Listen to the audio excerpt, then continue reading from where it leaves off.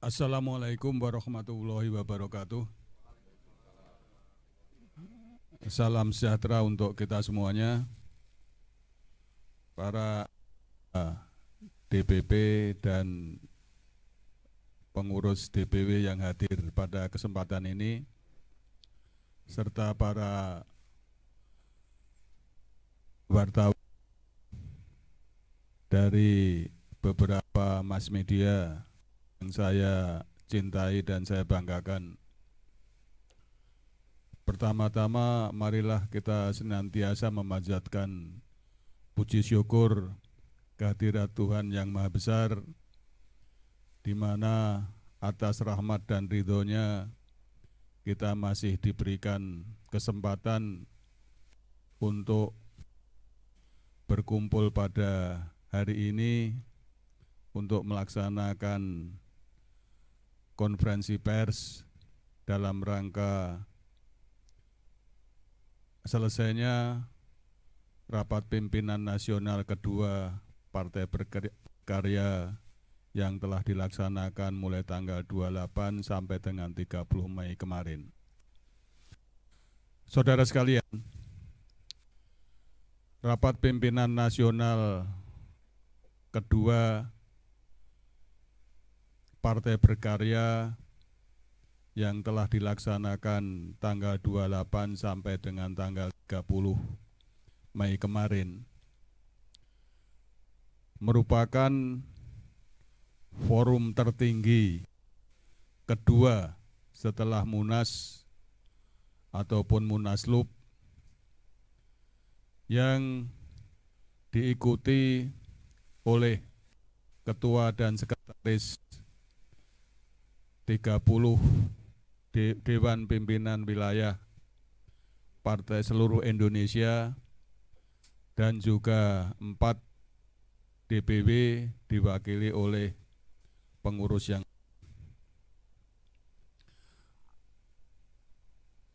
pada kesempatan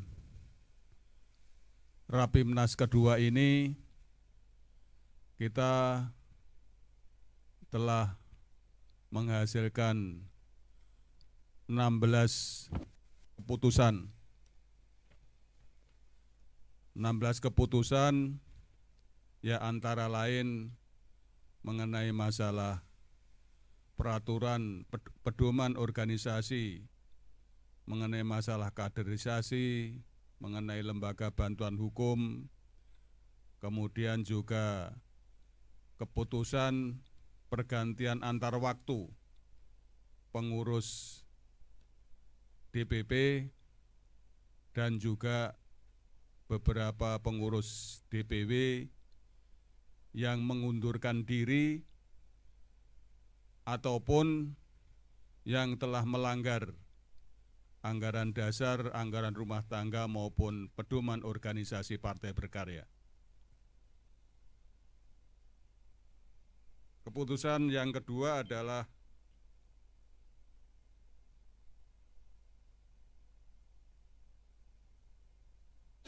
kita dalam rangka verifikasi kita telah menertibkan model dan kartu tanda anggota Partai Berkarya yang baru. Selanjutnya, kita juga menetapkan tadi pergantian antar waktu seperti yang saya sampaikan tadi, pergantian antar waktu termasuk masalah Mahkamah Partai Berkarya dan juga beberapa pengurus DPP Partai Berkarya sesuai yang saya sebutkan tadi, mulai dari ada Dewan Pembina, kemudian juga Dewan Kehormatan, kemudian juga Dewan Pakar dan juga Dewan Pimpinan Partai Berkarya sendiri. Itu keputusan yang kita ambil pada waktu Rapimnas kemarin. Selanjutnya keluar kita yang pertama adalah bahwa menyikapi keputusan Mahkamah Konstitusi tentang verifikasi faktual yang mewajibkan bagi partai yang non parlemen peserta pemilu 2019 diwajibkan untuk melaksanakan verifikasi faktual sebagai peserta pemilu 2024. Kami dari Partai Berkarya non-parlemen beserta partai-partai politik non-parlemen yang ikut pada 2019, kami masih berusaha agar keputusan Mahkamah Konstitusi tersebut ditinjau kembali, ataupun juga peserta pemilu 2019 yang non-parlemen bisa disamakan kedudukannya dengan partai politik partai politik yang sekarang menduduki parlemen sekarang ini. Jadi kita minta supaya disamakan posisinya dengan partai politik parlemen yang telah mengikuti pemilu pada 2019 yang lalu. Selanjutnya, yang kedua, kita mendukung pemerintah terutama dalam mengatasi pandemi 19, mempercepat agar vaksinasi COVID-19 itu bisa diselesaikan dalam tahun 2021 ini. Selanjutnya, masalah Papua. Seperti kita ketahui semuanya bahwa khusus di Papua kita mendapatkan suara lebih kurang 7% dengan mendudukan 3 anggota DPRD dari 55 anggota DPR Papua. Mengenai masalah Papua ini, kami mendukung sikap pemerintah yang cukup tegas untuk menghadapi masalah kelompok kriminal bersenjata. Dan juga kita mendukung sikap pemerintah agar masalah otonomi khusus tetap dilanjutkan, namun harus dilaksanakan secara terukur dan transparan. Saudara-saudara sekalian, itulah hasil daripada rapat pimpinan nasional kedua yang dilaksanakan tanggal 28 sampai dengan 30 Mei 2021 yang dilaksanakan di Cikarang kemarin. Mudah-mudahan apa yang saya sampaikan ini bisa memberikan kejelasan bahwa Partai Berkarya dalam menghadapi pemilu 2024 kita bisa melaksanakan persiapan sehingga kita bisa mendapatkan dan bisa mensukseskan pemilu 2024 yang akan datang. Saya kira itu yang perlu kami sampaikan. Sekali lagi terima kasih. Wassalamualaikum warahmatullahi wabarakatuh. Mungkin ada 1-2 pertanyaan dari para media yang hadir secara langsung maupun lewat virtual. Silakan.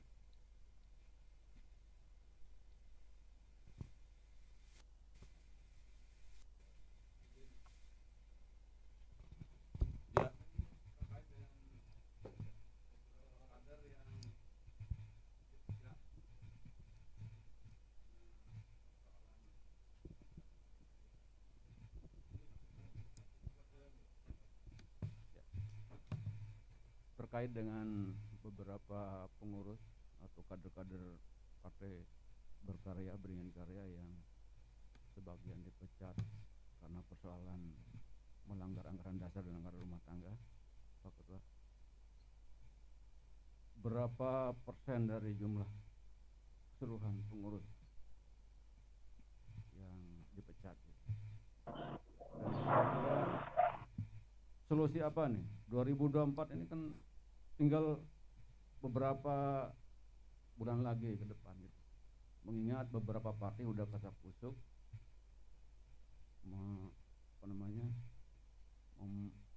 menyantumkan beberapa calon-calon presiden 2024 begitu. Muncul nama-nama baru seperti Lanyala, terus Gubernur Jawa Barat dan sebagainya. Nah, ya Partai Berkarya sendiri dalam rangka menggait suara dan menambah kursi-kursi ke depan seperti apa? Karena di keputusan Munaslup kayaknya hanya urusan internal aja, urusan eksternal dalam rangka mengkanter beberapa persoalan, termasuk terkait dengan persoalan yang di PT-UN barangkali manuver-manuver apa sehingga kita bisa di posisi menang. Terima kasih Pak Ketua. Terima kasih. Yang pertama mengenai masalah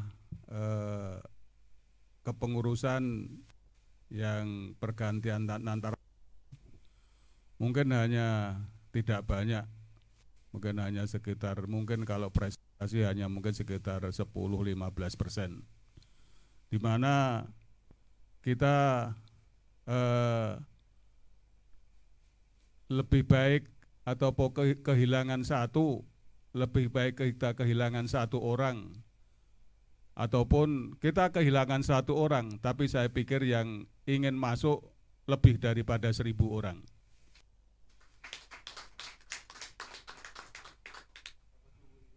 Ya, atau tadi dari Kalbar patah tumbuh hilang berganti.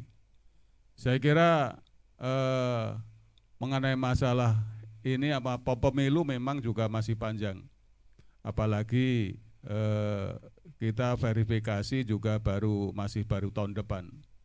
Kemudian jadi kalau kita Partai Berkarya sampai sekarang ini masih terlalu dini untuk berbicara mengenai masalah calon presiden. Di mana sekarang ini untuk sebagai calon presiden pun sampai sekarang juga masih diperbincangkan masalah presiden threshold, itu juga sampai sekarang belum selesai. Apakah 0%, apakah 20% atau berapa persen. Tapi yang jelas kalau kita melihat keputusan Mahkamah Konstitusi pada beberapa tahun yang lalu, 2019, bahwa untuk presiden threshold pada 2024 ini kalau mengacu daripada keputusan Mahkamah Konstitusi itu juga kembali kepada 0%. Namun sampai sekarang juga belum dibicarakan lagi presiden threshold pada 2024 yang akan datang. Jadi saya Partai Berkarya masih berpikir terlalu dini kita menyampaikan calon presiden pada 2024 yang akan datang. Kemudian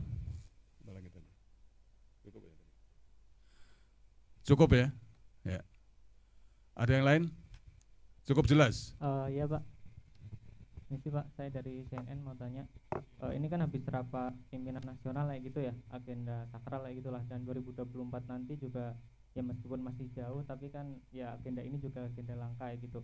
Mungkin ada strategi tertentu yang udah diputuskan dalam rapat pimpinan tersebut untuk menyongsong 2024 nanti kayak gitu. Misal kayak strateginya bagaimana dan coba mendapatkan suara, katakan gitu berapa juta suara misal kayak gitu. Terus untuk kemungkinan berkoalisi dengan partai lain itu bagaimana gitu. Soalnya beberapa partai udah secara terbuka menyatakan bahwa misal PDI ya tidak menutup kemungkinan atau terbuka untuk koalisi sama Gerindra yang pada 2019 lalu itu bersaing ketat kayak gitu. Mungkin itu dulu Pak. Makasih. Terima kasih. Jadi sampai sekarang kita juga tadi saya katakan saya masih terlalu dini untuk berbicara mengenai masalah calon presiden. Namun saya sampaikan bahwa kita terbuka untuk koalisi dengan siapapun, dengan partai manapun. Seperti kita pada waktu pilkada kemarin, di tempat lain kita berkoalisi dengan PDIP, di tempat lain kita juga dengan Gerindra, di tempat lain kita juga dengan PKS misalnya, di tempat lain kita juga dengan P3 misalnya. Jadi saya kira untuk koalisi, karena 2024 itu pilkada, jadi kita banyak kemungkinan berkoalisi, termasuk juga kemungkinan koalisi dalam rangka pemilihan presiden yang akan datang. Kemudian yang jelas strategi kita di dalam memenangkan pemilu 2024, tentunya strategi yang utama adalah kita mencetak kader berkarya sampai dengan tingkat TPS. Kalau 2019 kemarin itu ada 840.000 lah kira-kira tempat pemungutan suara. Mungkin di dalam 2024 yang akan datang mungkin ada 1 juta TPS. Makanya mulai saat ini kita juga menyiapkan masing-masing TPS kita punya saksi, minimal 2 saksi. 2 saksi itu kita harapkan menjadi kader daripada partai berkarya. Jadi kita akan mencetak 2 juta kader berkarya di seluruh Indonesia ini. Sebagai saksi, sebagai kader dan juga sebagai saksi di TPS yang akan datang. Saya kira itu salah satu strategi partai berkarya untuk bagaimana partai berkarya nanti bisa menjadi partai yang ikut di dalam parlemen 2024-2029. Terima kasih. Ada yang lain?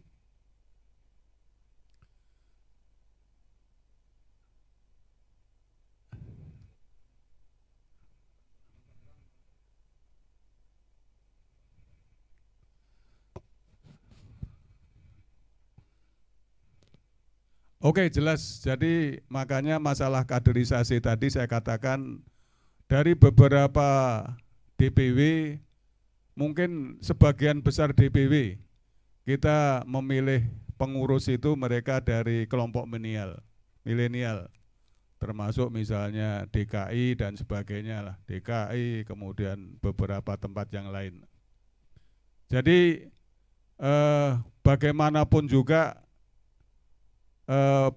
peserta pemilu 2024 input itu mungkin sekitar 60 sampai dengan 70% itu adalah kaum milenial.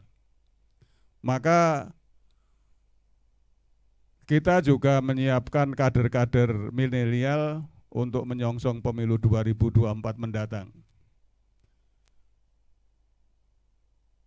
Termasuk juga program-program yang akan kita laksanakan nantinya. Termasuk mulai bulan depan kita akan juga melaksanakan kaderisasi di tingkat pusat yang mungkin sampai dengan mungkin tiap bulan kita akan melatih kader lebih kurang sekitar 100 sampai 150 orang yang kita pusatkan di Jakarta, Bandung, sehingga dalam waktu 1 tahun ke depan kita sudah punya kader yang siap untuk melaksanakan verifikasi faktual ataupun siap untuk menyongsong pemilu 2024 yang akan datang. Jelas ya? Saya kira itu aja yang perlu kami sampaikan pada kesempatan ini. Sekali lagi terima kasih atas perhatiannya dan doanya. Mudah-mudahan Partai Berkarya menjadi partai yang maju, partai yang jaya, partai yang bisa dicintai rakyat, dan partai yang